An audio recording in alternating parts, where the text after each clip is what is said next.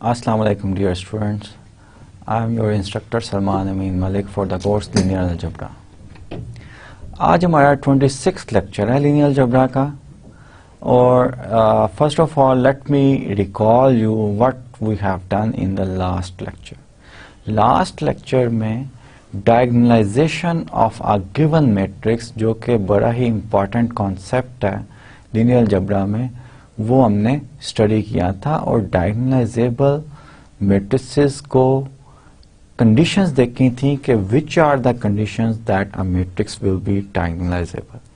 और first result जो हमने किया था कि a matrix A is diagonalisable if and only if it has n linearly independent eigen vectors.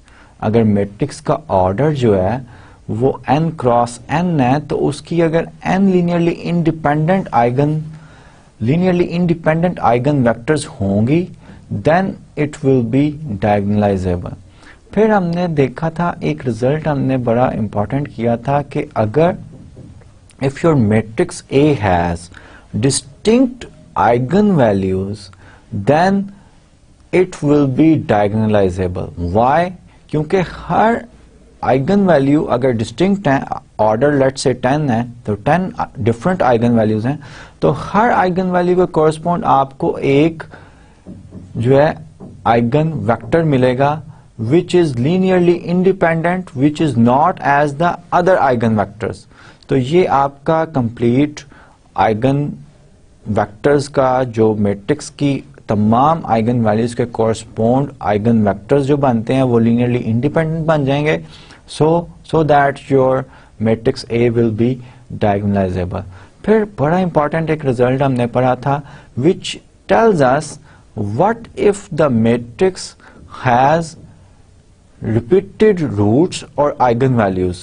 If the characteristic polynomial has repeated roots then of course आपकी जो eigen values हैं वो भी रिपीटेड होंगी। In other words, what if the matrix don't have distinct eigen values. इसका result जो है ये बड़ा इंपॉर्टेंट रिजल्ट हमने पढ़ा था और इट स्टेट्स दैट कि ए डायगोनलाइजेबल होगा if and only if there are two cases कि ए की डिस्टिंक्ट आइगन वैल्यूज हों। फर्स्ट केस जो कि हमने ऑलरेडी रिजल्ट पढ़ा हुआ था। सेकेंड केस ये था कि आपकी dimension of the each eigen space उसको सम अप करें, it should be equal to n if your matrix is of order n cross n। Matrix का ऑर्डर अगर n क्रॉस n आपका है तो उसका जो आपका डायमेंशन ऑफ आइगन स्पेसेस हैं उन सबको ऐड अप करें, it should be add up to n। और ये भी मैंने आपको बताया था कि दिस इज नॉट पॉसिबल कि आपकी डायमेंशन ऑफ आइगन स्पेसेस जो हैं वो आप सब सम अप करें वो n से ज्यादा हो जाएं। ये कभी पॉसिबल नहीं है, ये हमेशा n से कम ही रहेंगी। क्यों कम रहेंगी? क्योंकि हमने एक रिजल्ट पढ़ा हुआ है, हमें ये इंफॉर्मेशन है कि dimension of the eigen space is always less than और equal to the algebraic multiplicity of the eigen value. अब dimension of the eigen space को मैं ज्योमेट्रिक मल्टीप्लिसिटी कहता हूं। आइगन वैल्यू जितनी बार रिपीट हो रही हो कैरेक्टरिस्टिक पॉलिनोमियल की रूट की शेप में उसको मैं अलजेब्राइक मल्टीप्लिसिटी कहता हूं। It means geometric multiplicity is always less than और इक्वल टू अलजेब्राइक मल्टीप्लिसिटी। मैं उम्मीद करता हूं कि आपने अपनी एक्सरसाइज के क्वेश्चंस किए होंगे, प्रैक्टिस प्रॉब्लम्स किए होंगे for finding out that given matrices are diagonalizable or not। और आपको ये एल्गोरिदम जो है कि डिसाइड करना कि डायगोनलाइजेबल मैट्रिक्स है या नहीं है, और अगर है तो फाइंड आउट करना how to find out that matrix A is similar to a diagonal matrix D. ये फाइंड आउट करना भी आपने अच्छी तरह प्रैक्टिस किए होंगे। लेक्चर के एंड पे मैंने आपको कुछ प्रैक्टिस प्रॉब्लम्स दिए थे। As usual I will start my this lecture by solving some of these problems. लेकिन आज के लेक्चर के बारे में भी मैं टॉपिक के बारे में आपको कुछ बता दूं। आज हमने लीनियर ट्रांसफॉर्मेशन जो पढ़ी थी ना between two vector spaces. Linear transformation वैसे तो हमने लीनियर अलजेब्रा के कोर्स में स्टार्ट की थी आर एन से आर एम पे या आर एम से आर एन पे, जिनको यूक्लिडियन स्पेसेस भी मैं कहता हूँ, यूक्लिडियन स्पेसेस पे फंक्शंस पढ़े थे जो कि दो प्रॉपर्टीज सेटिस्फाई करते थे, और आई होप कि आपको ये प्रॉपर्टीज जो हैं ये याद होंगी। उसको हम लीनियर ट्रांसफॉर्मेशन कहते थे। आज हमने लीनियर ट्रांसफॉर्मेशन को पढ़ना है in the context of eigen values and eigen vectors, and we will see the relationship and application of diagonalizable of a matrix, or in other words eigenvalues or eigenvectors of a matrix, and what is the relationship between the linear transformation, because linear transformation जब हमने define की थी तो मैंने आपको कहा था कि linear transformation का we have defined a matrix of linear transformation।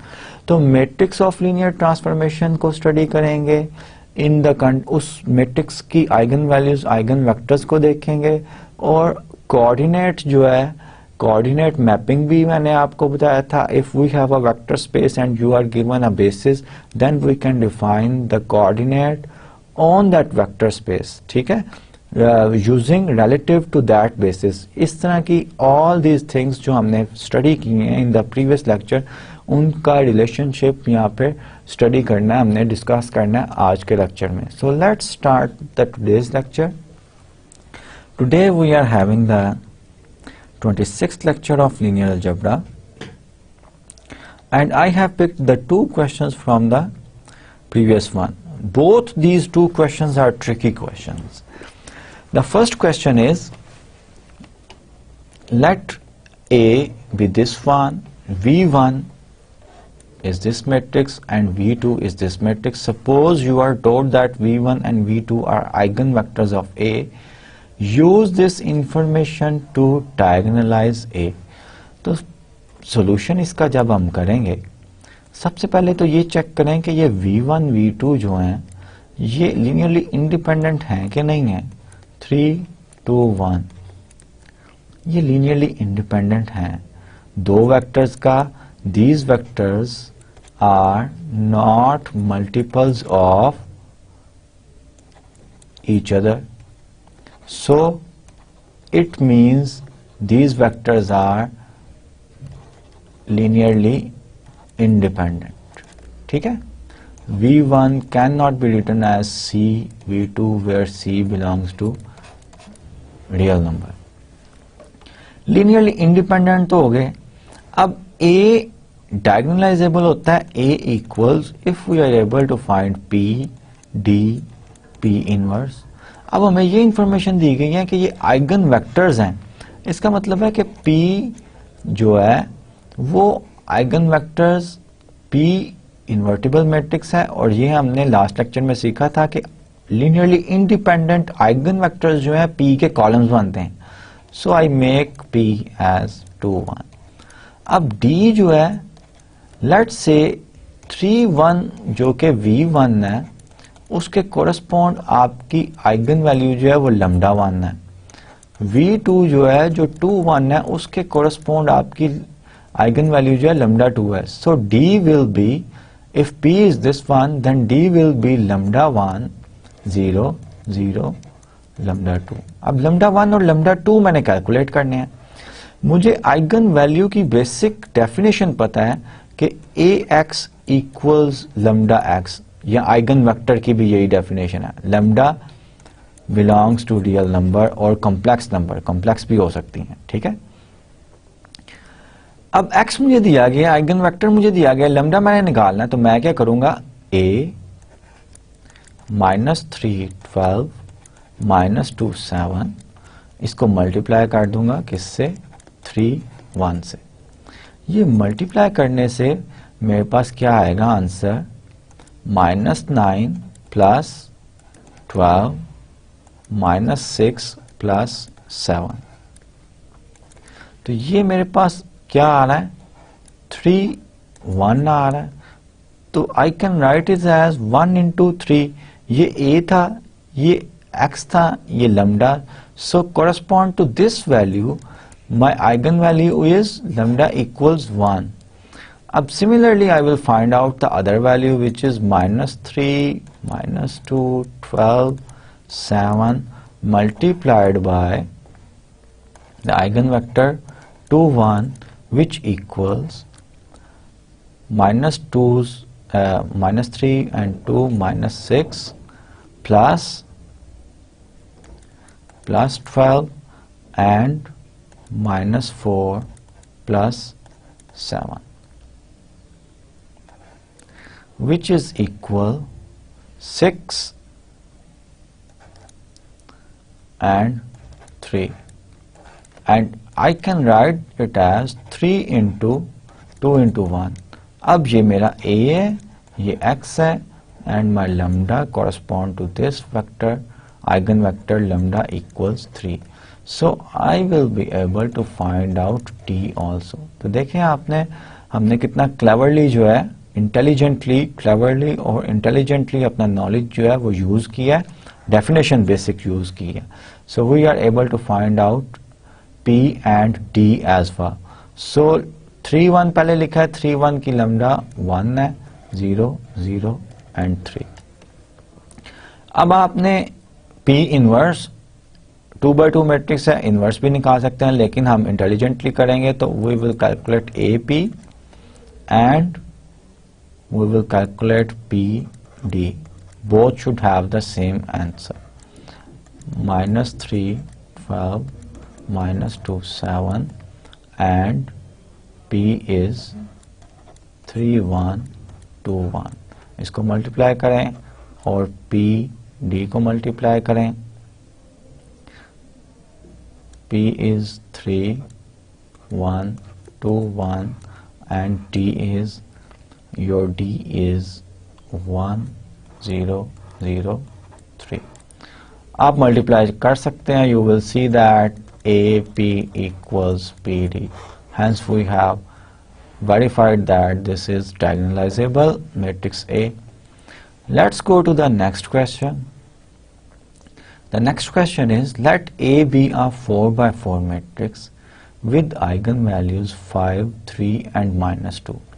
And suppose you know that the eigenspace for lambda equals 3 is 2-dimensional. इसका मतलब है कि lambda equals 3 की dimension जो है, lambda equals 3 is 2. ठीक है? Do you have enough information to determine if A is diagonalizable? The answer is yes. Why yes? A का ऑर्डर 4 by 4 है. आपको 3 आइगन वैल्यूज दी गई हैं, एक की मल्टीप्लिसिटी 2 है और बाकी दो की कम से कम एक होगी 1 plus 1, 2 plus 1 plus 1 equals 4. The order n of the matrix A, 4 equals 4.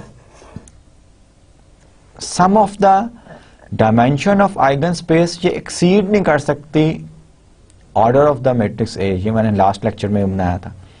So if the sum of the dimension of the eigenspaces of the eigenvalues of a matrix A equals the order n, which is the n cross n is the order of the matrix, then matrix is diagonalizable. ये हमने result पढ़ा हुआ है.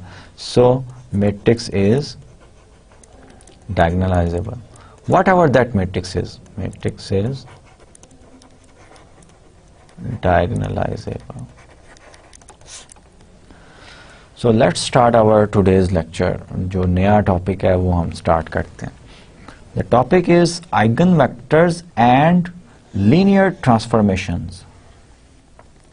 Let V be an n-dimensional vector space. Let W be an m-dimensional vector space. देख लें आप vector spaces हैं, Rn या Rm नहीं है. Let T be any linear transformation from V to W. To associate a matrix with T, choose ordered basis. ये ordered basis है, ठीक है, and C for V and W respectively. इसका मतलब क्या हुआ कि हमने basis B जो है वो वेक्टर स्पेस B में चूज कर ली है और बेसिस C जो है वो वेक्टर स्पेस W में चूज कर ली है. बेसिस जो है वो दोनों की डायमेंशन जो है n डायमेंशनल स्पेसिस हैं. बेसिस एक से ज़्यादा भी हो सकती हैं और इसके एलिमेंट्स जो हैं वो ऑर्डर्ड हैं, यानी कि B1 is first one, B2 is second and so on Bn। Normally set में ऑर्डर मैटर नहीं करता, लेकिन हमने ये ऑर्डर किए हैं, इसकी रीज़न अभी आपको पता चल जाएगी।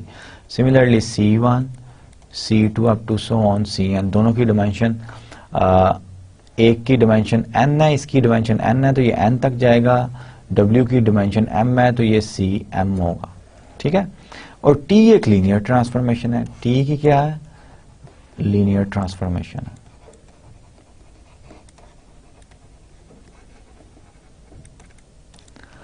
अब correspond to these bases we can define the coordinates। अब इसका Rn में कोऑर्डिनेट Rn में डिफाइन करेंगे हम, xb जो है हमारा Rn में होगा, txc जो है ये Rm में होगा। क्यों Rn में होगा, क्यों Rm में होगा इसका, W स्पेस का, और V का Rn में क्यों होगा, इसकी जस्टिफिकेशन आपको पता होनी चाहिए। आप तो हम एंड पे हैं कोर्स में, तो ये आप you will find it yourself. अगर आपको नहीं पता चल रहा तो find out the lectures where I have defined the coordinate mapping, वहां पे मैंने एक्सप्लेन किया हुआ है, ठीक है। तो नेक्स्ट स्टेटमेंट क्या है, given any x in V the coordinate vector x B in R n and the coordinate vector of its image T x C in R n, ये इंफॉर्मेशन है, ठीक है।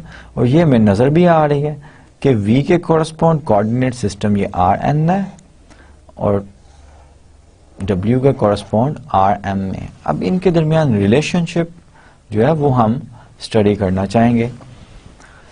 द कनेक्शन बिटवीन, अब ये change of basis जो है वो एक ही वेक्टर स्पेस के दरमियान हमने स्टडी किया हुआ है। अब लीनियर ट्रांसफॉर्मेशन इनफैक्ट क्या कर रही है, x बिलोंग्स टू V ले रही है और Tx जो है ये बिलोंग्स टू W जा रहा है आपके, ठीक है। लीनियर ट्रांसफॉर्मेशन फंक्शन है ना, x ले रही है, आंसर आपका इसका है। लेकिन हमने इससे पहले चेंज ऑफ बेसिस जो पढ़ा हुआ है वो एक ही वेक्टर स्पेस की डिफरेंट बेसिस के दरमियान रिलेशनशिप था। अब हम मैट्रिक्स ऑफ ट्रांसफॉर्मेशन और इनका कोऑर्डिनेट का कोई रिलेशनशिप निकालना चाहेंगे, जो यहां पे नेक्स्ट स्लाइड में है। The connection between x B and T x C is easy to find. Let B equals B1 up to so on Bn, जो मैंने आपको पहले बताया था पिछली स्लाइड में भी, be the basis for B if x equals Rn then x of B is this one. अब T जो है वो लीनियर ट्रांसफॉर्मेशन है। अगर मैं Tx दोनों तरफ लगा दूं, R1 B1 plus R2 B2 plus so on Rn Bn, तो लीनियर ट्रांसफॉर्मेशन है ये। तो by properties of linear transformation it will become this one, R2 T B2 plus so on Rn T Bn। अब ये जो है ये TB1 जो है ये कहां पे है, ये W स्पेस में है। Each TBI belongs to vector space W जिसकी डिमेंशन m है, ठीक है, because T is linear. Now since the coordinate mapping from W to Rm is linear, then we have coordinate map जो है ये भी लीनियर ट्रांसफॉर्मेशन होती है। सो वी हैव Tx, इस इक्वेशन की कोऑर्डिनेट मैप आप ले लें, Tx इक्वल्स, ये भी लीनियर होती है, तो map coordinate map of Tx C equals coordinate map of R1 TB1 plus R2 TB2 plus so on Rn TBn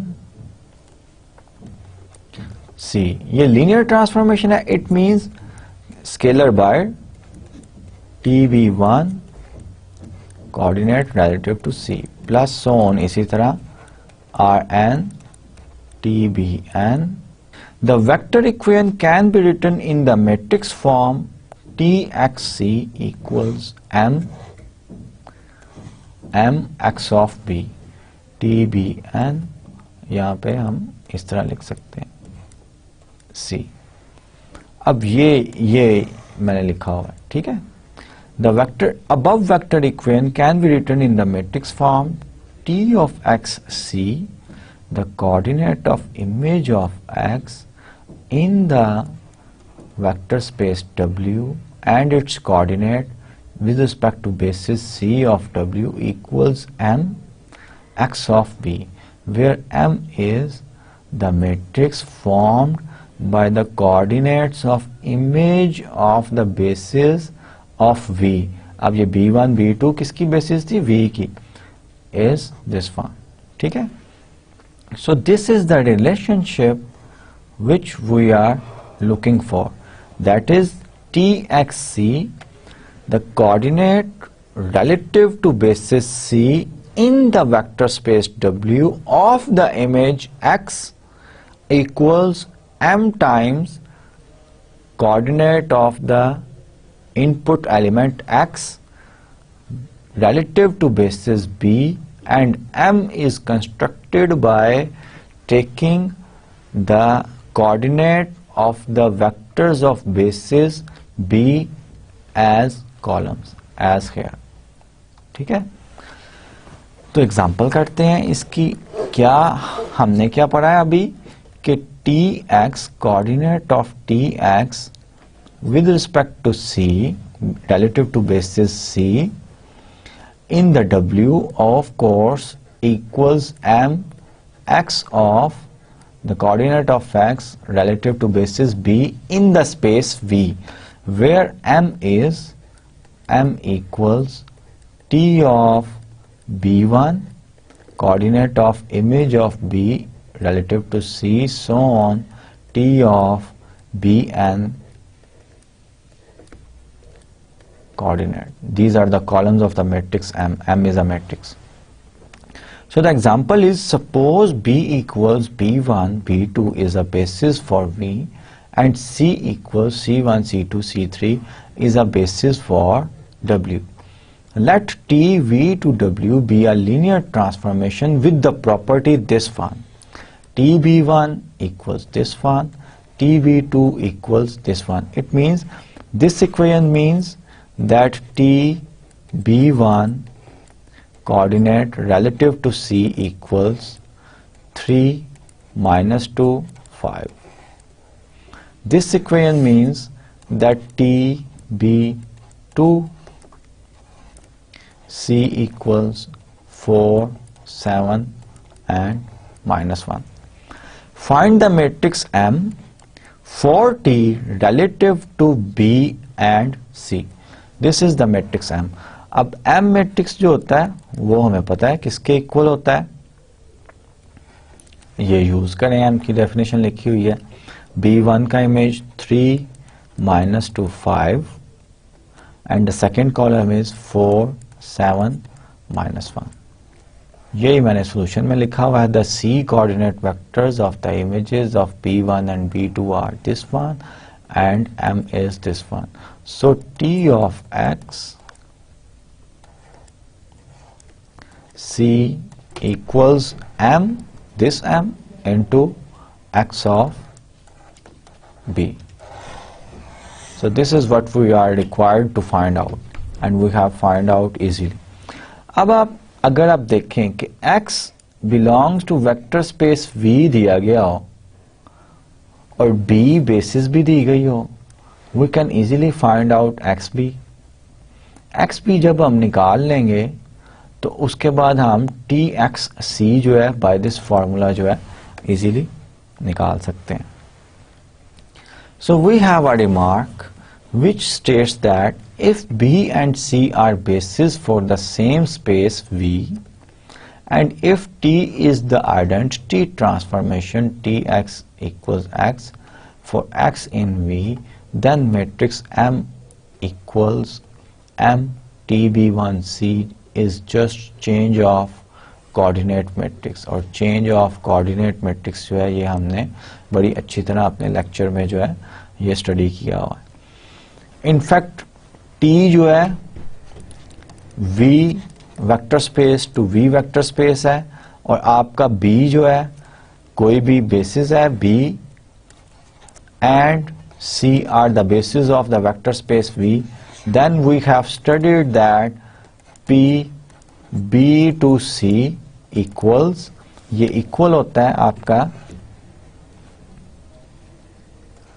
T of B1 C, just recall करवा रहा हूं, इसका फर्स्ट कॉलम होता है B, अगर आपके पास B1 B2 up to so on Bn है, and second column is T of B2, coordinate of image of B2 with respect to C. In fact उस लेक्चर में हमारे पास ट्रांसफॉर्मेशन कोई नहीं थी, तो ये B का सिर्फ so on and so forth, B2 का कोऑर्डिनेट, Bn का कोऑर्डिनेट जो था वो C.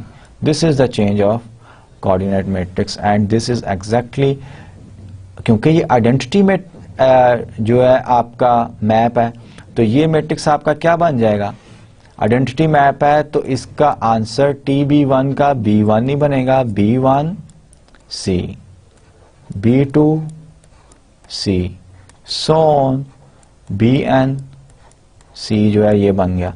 So we are in more generalized case whenever our transformation T is from a vector space to another vector space W. So we have generalized the change of basis concept. Generalize कर दिया ना. अब change of basis W equals V लेने से हमारे पास change of basis आ रहा है, ठीक है. तो generalize हमने कर दिया by using the linear transformation, the concept of change of basis. The next example is the mapping T from P2 to P2. We have same V to V defined by this formula is a linear transformation. Linear transformation में आपको recall करवा देता हूँ. Linear transformation वैसे आपको पता होना चाहिए, लेकिन फिर भी मैं रिकॉल करवा देता हूँ. Linear transformation is a function which satisfies two properties. U and V belongs to P2O, then T of U plus V should be equals T of U plus T of V, ठीक है. और second property, C belongs to real numbers and U belongs to P2 implies T of CU equals C times T of U. ये आपको verify करना चाहिए कि this transformation defined by this formula is a linear transformation or not. अब अगर आप लोगों ने कैलकुलस पढ़ा हुआ है तो ये ट्रांसफॉर्मेशन जो है ये कैलकुलस स्टूडेंट्स के लिए बड़ी इंटरेस्टिंग ट्रांसफॉर्मेशन है. क्यों? क्योंकि if I put f of t equals a0 plus a1t plus a2t square which is a function, और इसका derivative with respect to t मैं लूं तो that will become a1 plus a2 t square. ये आपका ये बन जाएगा, ठीक है, जो है ना डेरिवेटिव. अब ये ट्रांसफॉर्मेशन यही कर रही है. So this transformation in fact corresponds to the differentiation with respect to t, ठीक है. आंसर देखें यही आ रहा है ना f dash t. So we put a polynomial, then the output is a first derivative of that polynomial with respect to t, variable t. और ये linear transformation है, और मैंने आपको कहा है you have to check whether this transformation is linear और not. ये लीनियर होगी. अब फर्स्ट पार्ट है find B matrix for T when B equals 1 t square. ये बेसिस दी गई है वेक्टर स्पेस P2 की. अब P2 की डायमेंशन भी आपको रिकॉल करवा देता हूं. डायमेंशन ऑफ P2 इक्वल्स 3, क्योंकि इसके बेसिस में 3 एलिमेंट्स हैं. फर्स्ट पार्ट है कि बी मैट्रिक्स निकालें. बी मैट्रिक्स निकालने के लिए हम सबसे पहले इन जो वेक्टर्स बेसिस में पड़े हुए हैं इनके इमेजेस कैलकुलेट करेंगे. तो t ऑफ 1 जो है वो 0 आएगा, और ये कांस्टेंट का डेरिवेटिव जो है विद रिस्पेक्ट टू टाइम और एनी वेरिएबल ये 0 ही आता है. t का आंसर 1 आएगा if we put this in this transformation, और t स्क्वायर का 2t आएगा. अब ये जो इमेजेस हमने निकाल ली हैं, क्योंकि वेक्टर स्पेस सेम है, P2 से P2 ही है, तो यही बेसिस बी जो है P2 के लिए जिसमें इमेजेस जा रहे हैं वो भी यही बेसिस हमारे लिए वर्कआउट करेगी. So I have to find out T of 1 B, the coordinate of image of 1 under the or relative to basis B. और ये क्या होते हैं, ये इस जीरो पॉलिनोमियल को मैं C1 into 1 plus C2 into t plus C3 into t square लिखूंगा. C1 C2 C3 कोऑर्डिनेट होंगे तो ऑब्वियसली सोल्यूशन क्या मेरा आ रहा है, C1 equal C2 equal C3 equal 0. So I have 0 0 0. अब कोऑर्डिनेट ऑफ टी बी ये भी मुझे निकालने पड़ेंगे. ये क्या होते हैं कि आप इसके image 1 equal C1 equal 1 plus C2 into t plus C3 into t square, इसका solution C1 C2 C3 will be the coordinate of this one. और इसका सोल्यूशन ऑब्वियसली C1 इक्वल 1 आ रहा है, C2 इक्वल C3 इक्वल 0 आ रहा है, 1 0 0 ये coordinate आ रहे हैं. अब ये B जो है ये सबस्क्रिप्ट में है तीनों में, ठीक है, you have to be careful. तो so this one is the coordinate of T1, this one is the coordinate of T जो के बेसिस का एलिमेंट T है. This one is the coordinate of T2. Similarly आप इसका भी निकाल सकते हैं. आपने 2T equal C1 into 1 plus C2 into t plus C3 into t square करना है तो ऑब्वियसली आपका क्या है, C2 इक्वल्स 2 है और C1 इक्वल्स C3 इक्वल 0 है. सो ये कोऑर्डिनेट आपका आ गया. अब टी बी आपने फॉर्म करना है. इनफैक्ट टी बी के कॉलम्स ये आपके पास आ गए हैं. So this is equals T B. So we have find out a B matrix corresponding to this linear transformation. Second part क्या है, verify that T P the coordinate of image of P, any P, each P equals the matrix T B multiplied by the coordinate of B. अब coordinate of B जो है वो तो easy है. P जो arbitrary element हम P2 का लेते हैं वो A0 plus A1 T plus A2 T square, in fact यही होता है. इसका कोऑर्डिनेट P B हम निकाल लेते हैं. ये क्या होता है, A0 A1 एंड A2. अब T ऑफ P उसका कोऑर्डिनेट हमने निकालना है B, क्योंकि ये वेरीफाई करना है तो वो भी निकालना पड़ेगा. उसका T ऑफ P ये है, इसके कोऑर्डिनेट क्या है, A0 with respect to basis B. In fact हमने किस तरह निकालना है कोऑर्डिनेट कि A1 प्लस 2A2 T, इसको लिखना है हमने C1 into 1 plus C2 into t plus C3 into t square. So C1 equals A1, C2 equals 2A2 and C3 equals 0. ये कोऑर्डिनेट हमने निकाल लिए हैं. अब इस इक्वेशन को जो है, इस इक्वेशन को हमने वेरीफाई करना है. इसका मतलब ये हुआ कि आपका this coordinate should be equals 0 0 0 1 0 0 0 2 0 multiplied by A0 A1 A2. अब ये मैट्रिक्स मल्टीप्लिकेशन आप कर दें. इस मैट्रिक्स मल्टीप्लिकेशन का आंसर क्या आएगा, 0 plus A1 plus 0 then 0 plus 0 plus 2A 2 0 plus 0 plus 0, जो कि एग्जैक्टली सेम है हमारे LHS के A1 2 ऑफ A2 एंड 0. यही हमने वेरीफाई करना था, जो कि हमने वेरीफाई कर ली. नेक्स्ट एग्जांपल है The mapping T P2 to P2 defined by this one is a linear transformation. ठीक है, find B matrix for T relative to this one. In fact ये जो है उसका सेकंड पार्ट जो है उसको यहाँ पे सॉल्व किया हुआ है, जो मैंने ऑलरेडी आपको एक्सप्लेन कर दिया. ठीक है, A1 2 A2 पिछली स्लाइड में मैंने कैलकुलेट कर लिया. अब इसकी जरा ज्योमेट्री भी देख लेते हैं. यहाँ पे फिगर भी दी गई है. ज्योमेट्री इनफैक्ट ये क्या कर रही है, ये स्पेस आपके पास P2 है, यहां पे आर्बिट्ररी एलिमेंट है और इसके कोरस्पॉन्ड x ऑफ b आपके पास R3 में है. तो multiplication of this matrix T of b which is we call B matrix of the transformation to this element leads to this one. This is very interesting result geometrically जो interpret किया गया कि ये image इसका ये आ रहा है.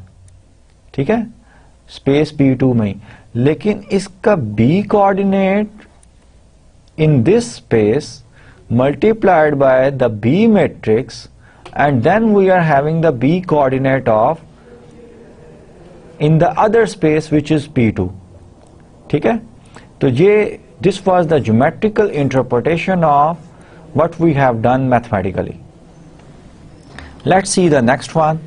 The next result states that, and we call it the diagonal matrix representation. Suppose A equals PDP inverse, where D is a diagonal matrix. और ये लेक्चर में हमने सीख लिया हुआ है कि कोई भी गिवन मैट्रिक्स हो उसके बारे में कैसे डिसाइड करना है कि A डायगोनलाइजेबल है या नहीं है.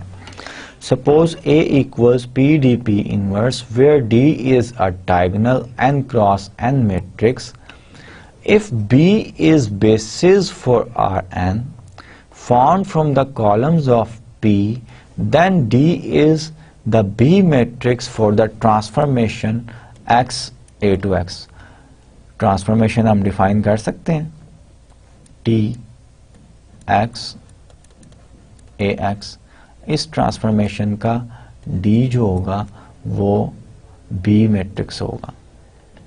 ठीक है, ये बड़ा इंपॉर्टेंट रिजल्ट है जो कि दो concepts B matrix of a transformation और डायगोनलाइजेबल मैट्रिक्स के दो डिफरेंट कॉन्सेप्ट्स को जो है वो मिला रहा है कि suppose A is of this form where D is diagonal n cross n matrix, then of course ये जो है n cross n matrix है, तो हमारा मैपिंग जो है n dimensional space से n dimensional space पे होगी. जैसे एग्जांपल में भी क्लियर है. Define T R2 to R2 by Tx equals Ax where A is this one. Find a basis B for R2. अब ये देखिए हमने बेसिस, एक खास बेसिस निकालनी है with the property that the B matrix for T is a diagonal matrix. B matrix जो है वो डायगोनल मैट्रिक्स हो. इसका मतलब है कि सबसे पहले हमने A को चेक करना है कि ये डायगोनलाइजेबल है भी कि नहीं. डायगोनलाइजेबल होगा तो हम B मैट्रिक्स जो है इजीली हम निकाल सकते हैं. वो डायगोनल D होगा, डायगोनल मैट्रिक्स होगा D, और P जो है हम लीनियरली इंडिपेंडेंट आइगन स्पेस के जो वेक्टर्स होते हैं वो हम बनाते हैं. तो इसका सोल्यूशन में मैंने लिखा हुआ है A equals PDP inverse where P equals this one and D equals this one. ये किस तरह निकालने हैं? ये उसी तरह निकालने हैं लास्ट लेक्चर में जो हमने प्रोसीजर सीखा था कि एक A मैट्रिक्स A को डायगोनलाइजेबल कैसे करते हैं. उसके लिए स्टेप मैं आपको रिकॉल कर देता हूं कि आइगन वैल्यू स्टेप 1 क्या था कि आइगन वैल्यू कैलकुलेट करें. Eigen value A minus lambda I का डिटर्मिनेंट इक्वल 0. ये इसका डिटर्मिनेंट जो कि 7 minus lambda 2 minus 4 1 minus lambda determinant equal 0 करने से आएगा. तो आइगन वैल्यूज इसकी जो है 5 और 3 आएंगी और 5 के कॉरस्पॉन्ड आइगन स्पेस या लीनियरली इंडिपेंडेंट आइगन वेक्टर जो है वो ये आएगा और 3 के कोरस्पॉन्ड आइगन वेक्टर ये आएगा, then we are able to write A equals P D P inverse. अब ये रिजल्ट क्या कह रहा है? रिजल्ट कह रहा है कि डी डायगोनल मैट्रिक्स हो if B is basis for Rn formed from the columns of P। अब B आप जो है बेसिस फॉर्म करेंगे P के कॉलम से जो कि लीनियरली इंडिपेंडेंट है, लीनियरली इंडिपेंडेंट है 1 minus 1 1 minus 2।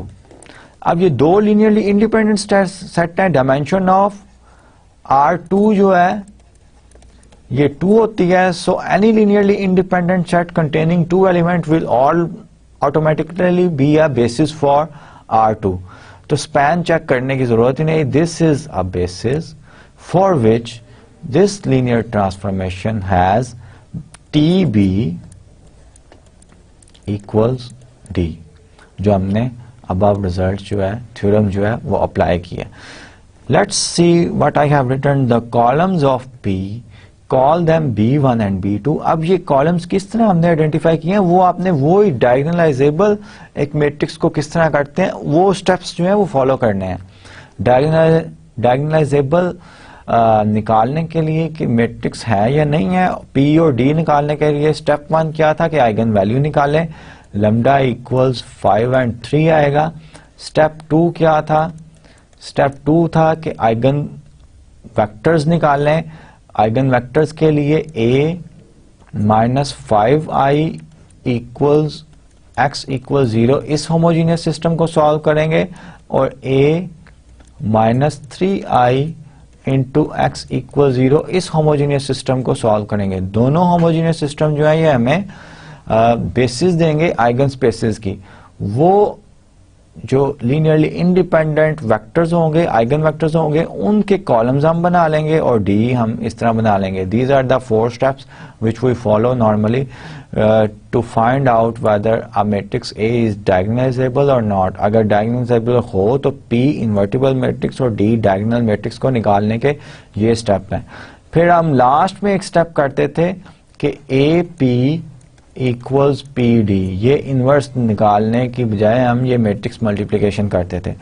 So the columns of p, call them p1 b2 are eigen vectors of a, मैंने एक्सप्लेन कर दिया। The B matrix for T when b equals this one b1 b2, the mapping x ax and u du describe the same linear transformation relative to different basis. ठीक है, अब ये transformation जो दी गई है ए के साथ, ये रिलेटिव टू स्टैंडर्ड बेसिस है, स्टैंडर्ड बेसिस। अब ये ट्रांसफॉर्मेशन जो दी गई है, इनफैक्ट ट्रांसफॉर्मेशन सेम है लेकिन बेसिस डिफरेंट हो रही हैं। You have to understand this concept. ये बड़ा इंपॉर्टेंट, थोड़ा सा मुश्किल लगता है स्टूडेंट्स को, लेकिन मुश्किल नहीं है। ये जो ट्रांसफॉर्मेशन दी गई है u d टू u, ये ट्रांसफॉर्मेशन जो है और ये ट्रांसफॉर्मेशन x टू ax, ये same transformation, they are exactly the same transformation but different basis को कंसीडर करके लिखी गई हैं। ये स्टैंडर्ड बेसिस कंसीडर करके लिखी गई है और ये जो है ये वाली बेसिस जो है ये कंसीडर करके लिखी गई है। ठीक है, तो ये यहाँ पे इस एग्जांपल में बड़ा इंपॉर्टेंट जो है कॉन्सेप्ट था। सो रिमार्क, ये जो मैं अभी एक्सप्लेन कर रहा था ये वही रिमार्क है। If A is similar to matrix C and A equals P C P inverse, C is not necessarily diagonal matrix, then C is the B matrix for the transformation x into ax। पिछले में D diagonal matrix था, अब यहां पे कोई जरूरी नहीं है कि डी डायगोनल मैट्रिक्स हो। ठीक है, लेकिन सिमिलर ए सिमिलर हो सी के, सिमिलर की यही डेफिनेशन थी। अगर मैं आपको रिकॉल करवाऊं कि we have to find out an invertible matrix P such that A equals P C P inverse, then we say that A is similar to C. Then C is a B matrix for the transformation x into ax when the basis B is formed from the columns of P. It is not necessary that C is a diagonal matrix. ये तो one way था conversely क्या है, if t R n to R n is defined by t x equals a x and if b is any basis for R n then b matrix for t is similar to a. ठीक है. In fact, if P is the matrix whose columns come from the vectors in B, then TB equals जो है TB जो matrix B matrix हमने define किया इस lecture में वो P इनवर्स AP होता है और ये यहीं से आपके पास मिलता है. C ऊपर वाली स्टेटमेंट हमें कहेंगे ना कि C B मैट्रिक्स होगा. अब इस रिलेशन से A equals P C, P inverse से C अगर हमने निकालना हो तो हम क्या करेंगे, लेफ्ट साइड से P इनवर्स से मल्टीप्लाई करें, that will become P inverse P C P inverse. अब ये जो है ये आइडेंटिटी होगा, C P इनवर्स A बन जाएगा.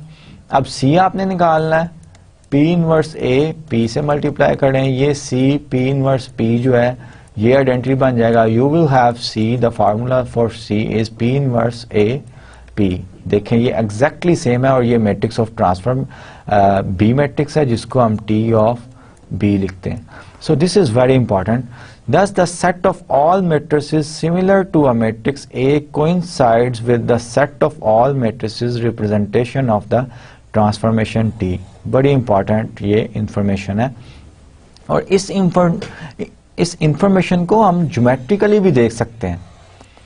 ये आपका x है एक वेक्टर स्पेस में, इसको जब हम मल्टीप्लाई करते हैं a से तो ये दूसरी वेक्टर स्पेस में ax चला जाता है.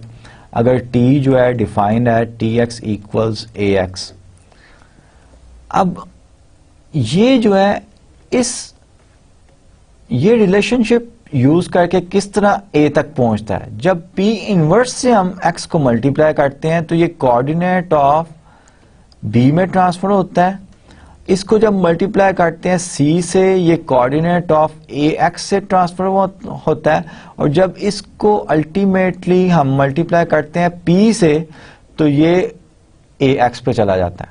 So this is very interesting information और बड़ी इंटरेस्टिंग जो है ये ज्योमेट्री है कि आपके पास ट्रांसफॉर्मेशन है T from a vector space V to W defined by Tx equals Ax.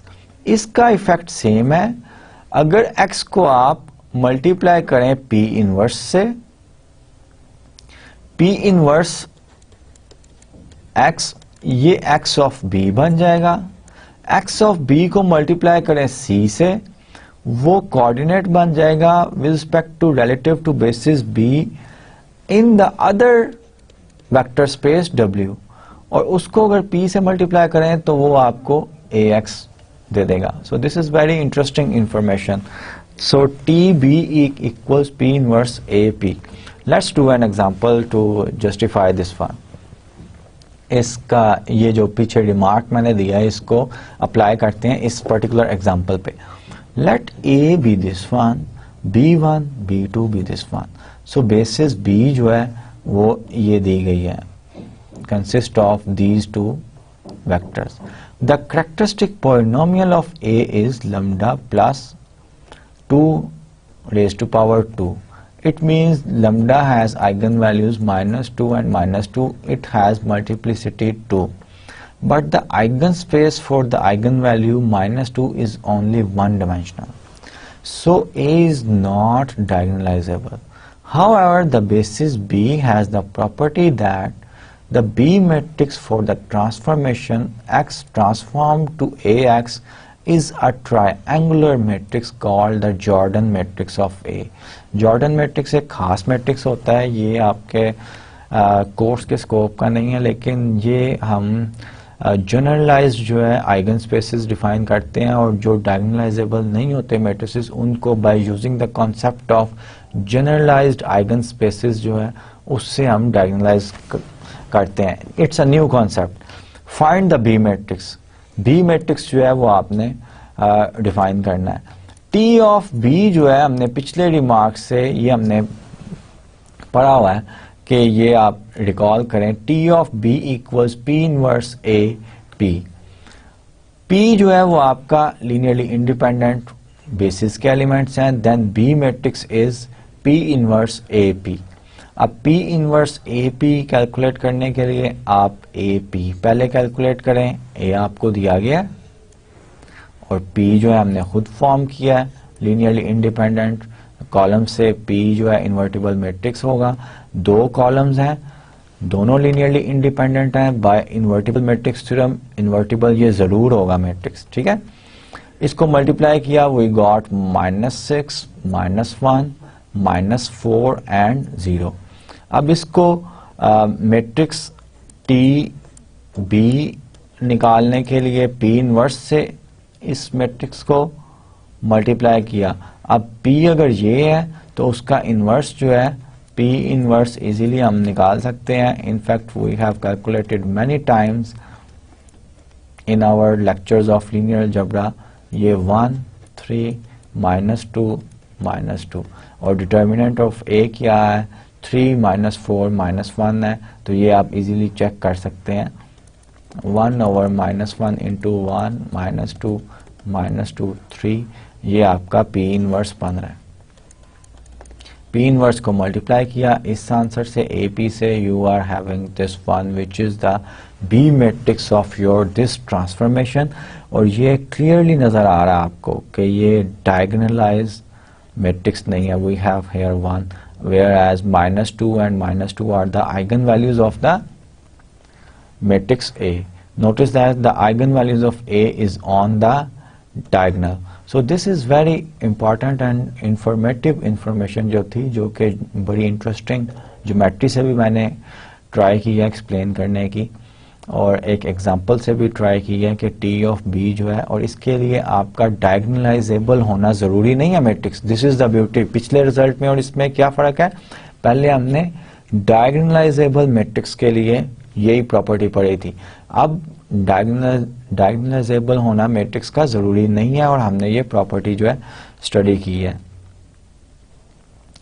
Find T A0 plus A0 if T is the linear transformation from P2 to P2 whose matrix relative to B is this one.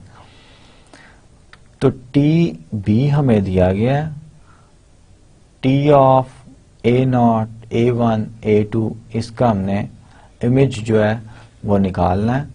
तो T equals T of X equals T of B into x of B होता है। X of B जो है वो for this polynomial जो है with respect to basis वो हमारा A0 A1 और A2 है।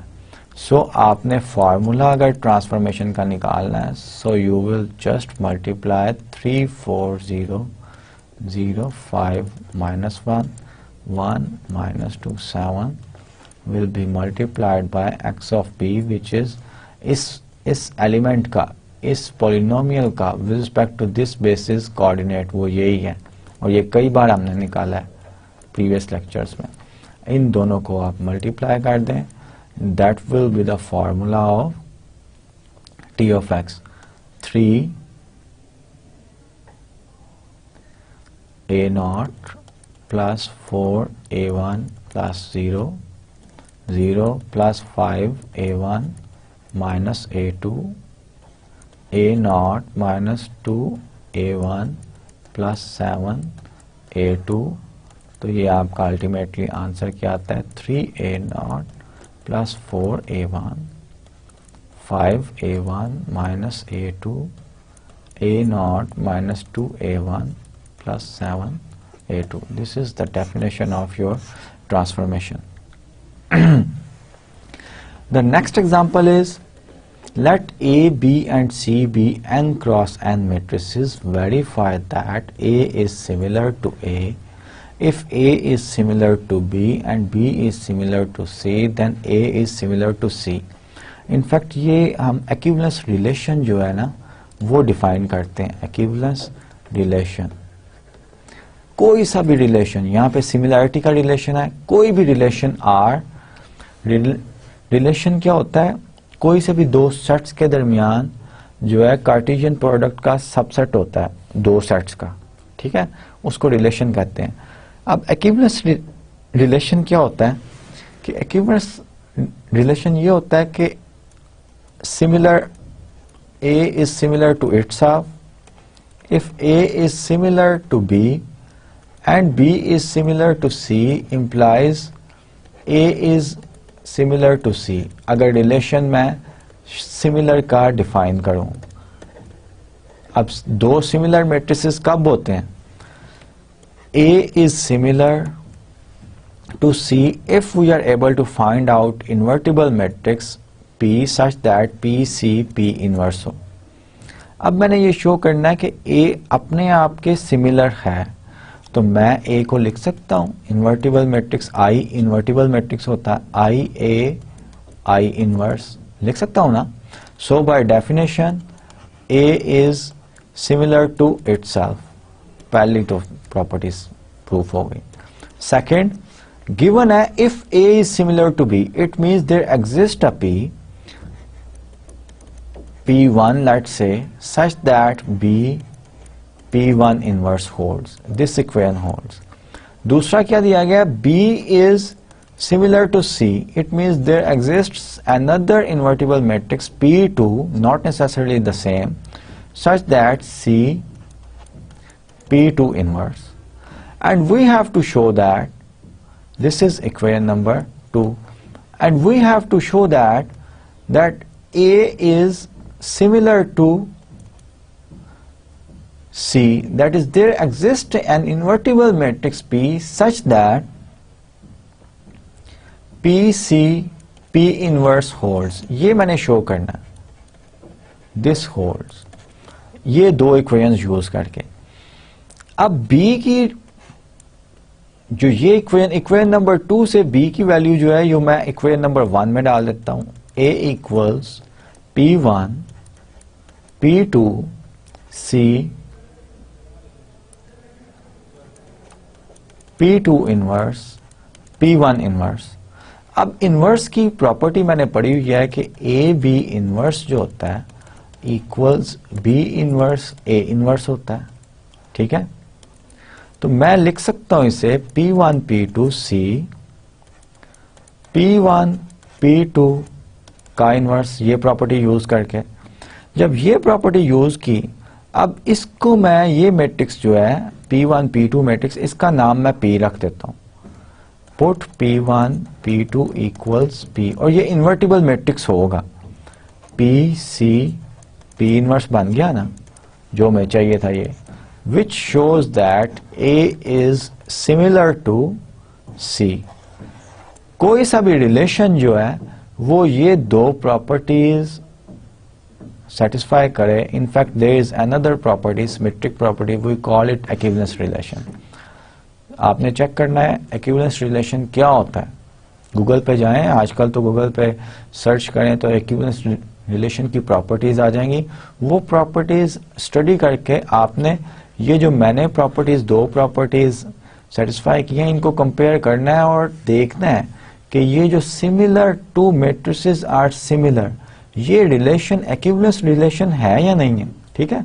So this is a small exercise for you. Everybody is using internet nowadays, so you have to use internet and check yourself whether this the relation of two matrices are similar is an equivalence relation or not, ये आपने check करना। Almost we are at the end of our lecture। Last में as usual मैं कुछ practice problems जो हैं वो आपको दिया करता हूं। इस लेक्चर के लिए there are 2 only practice problem which has 3 components. ये कंपोनेंट्स जो है ये मैं आपको कहूंगा कि इन दोनों में से एक तो मैं सॉल्व करवाऊंगा नेक्स्ट लेक्चर में, लेकिन आपको दोनों के दोनों पहले से ही ट्राई जरूर करने चाहिए। And in the next lecture जब मैं आपको ये ट्राई सॉल्व करवाऊंगा तो आपका वेरीफाई भी हो जाएगा कि आपने ठीक किया या नहीं किया, ठीक है। अगर कुछ आपके पास लॉजिक जो आपने यूज किया उसमें और मेरा लॉजिक सेम नहीं है तो you have to rectify yourself. If T is a transformation, linear नहीं कहा गया, ट्रांसफॉर्मेशन सिर्फ कहा गया, from P2 to P3, different spaces हैं P2 to P3 that maps a polynomial P2 to this one. इसका मतलब क्या है कि आपने आपका P2 का आर्बिट्ररी एलिमेंट T कहाँ से है, P2 से P3 पे डिफाइंड है और डिफाइंड इस तरह है। अब PT आर्बिट्ररी एलिमेंट P2 का क्या होता है, A0 plus A1T plus A2T square, ये आर्बिट्ररी एलिमेंट होता है क्वाड्रेटिक पॉलिनोमियल। इसको जब T में डालेंगे A0 plus A1T plus A2T square, तो आंसर क्या आएगा, इस पॉलिनोमियल को T प्लस 3 से मल्टीप्लाई कर दें, T plus 3 multiplied by A0 plus A1T plus A2T square, ये आंसर। और ऑफ कोर्स ये लीनियर पॉलिनोमियल है, ये क्वाड्रेटिक पॉलिनोमियल है, तो answer will be a cubic polynomial. तो क्यूबिक पॉलिनोमियल आ गया तो ये कोडोमेन में चला गया ना। Find the image of this one, आपने इमेज निकालना ये। Show that T is a linear transformation, that's why I choose these practice problem के, ये बड़े इंटरेस्टिंग है कि लीनियर ट्रांसफॉर्मेशन जो है वो आपको पिछला कॉन्सेप्ट जो है वो चेक करने का, आपकी रिवाइज भी हो जाएगा। Find the matrix for T relative to basis 1 and this one. एक बेसिस B P2 की बेसिस दी गई है और यहाँ पे P3 जो है P3 की बेसिस ये दी गई है, तो रिलेटिव ट्रांसफॉर्मेशन का मैट्रिक्स जो है वो आपने निकालना। Question 2 is the exactly same if T is a transformation from P3 to R4 that maps a polynomial to this one. Find the image, linear transformation और बेसिस जो है matrix T relative to basis this one and this one, standard basis of R4, standard basis R4 की E1, E2, E3, E4 होती है। और ये आपको कई बार मैंने बताया हुआ है कि what are these E1, E2, E3 and E4 in linear algebra. So we are at the end of our lecture. In fact we have finished our lecture. आज के लेक्चर में हमने जो पिछले लेक्चर में डायगोनलाइजेशन किया था या आइगन वैल्यूज जो है 2 लेक्चर्स में हमने पढ़ी थी, आज के लेक्चर में हमने लीनियर ट्रांसफॉर्मेशन को रिकॉल किया in the terminologies of eigen values, eigen vectors and diagonalization. In fact eigen values और आइगन वेक्टर्स डायरेक्टली अपेरेंटली तो हमें नजर नहीं आए, लेकिन डायगोनलाइजेशन के कॉन्सेप्ट में आइगन वेक्टर्स और आइगन वैल्यूज जो हैं ये छुपी होती हैं। ठीक है, तो आज के लेक्चर में जो हमने, I hope that you have learned something from today's lecture, और इसको आप अपनी एक्सरसाइजेज रिकमेंडेड बुक की और रेफरेंस बुक्स की एक्सरसाइजेज में टॉपिक्स ढूंढ के आप जो है वो कुछ एग्जांपल्स करें, कुछ एक्सरसाइजेज के क्वेश्चंस करें, and make sure that you will be able to solve such type of problems which we have solved in this lecture. Till the next lecture, Allah Hafiz and take care of yourself.